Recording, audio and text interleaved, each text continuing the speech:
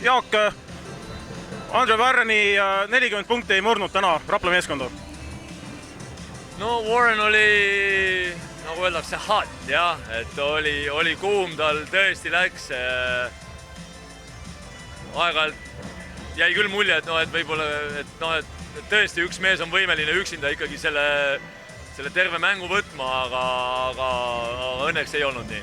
Jaak, ei ole sinuga rääkinud mõningad ajad fännindusest. Kuidas see meeskonna pingi pealt tundub Rapla meeskonna fännid ja see fännindus ja millised võiksid olla üldse nagu ootused korvpallimeeskonnal ja ka meie meeskonnal fännindusele?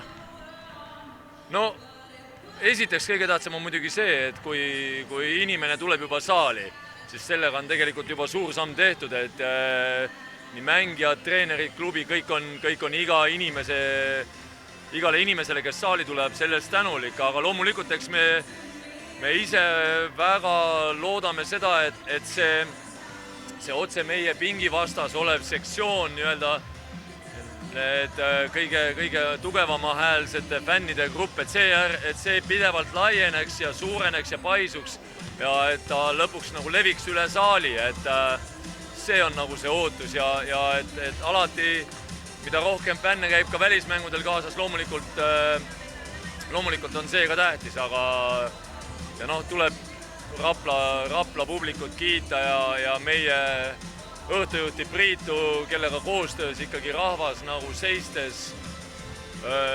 mängu seistes vaadata ja kaasa elada, et see on nagu suurim põhimõtteliselt austus, mida pealtvaatajad ja fännid saavad meeskonnal näidata.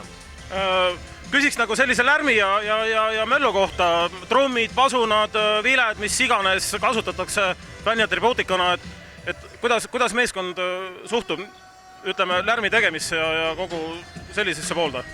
No, eks meeskonda mõjutab muidugi väga tugevalt, et ikkagi mida tugevam see lärm on, seda parem. Ütleme, et kui meie meeskond ju valdab palli elementaarsed asjad, et ikkagi mida suurem poolehoid sel ajal ja mida suurem vilekoor vastase rünnaku ajal, seda parem, et ikkagi me oleme, meie saali, ma tean, peetakse selliseks, kus tahavad ka vastased mängida selle sama melu pärast, mis siin on, aga kindlasti mida ebamugavam saal me oleme vastase jaoks, seda parem.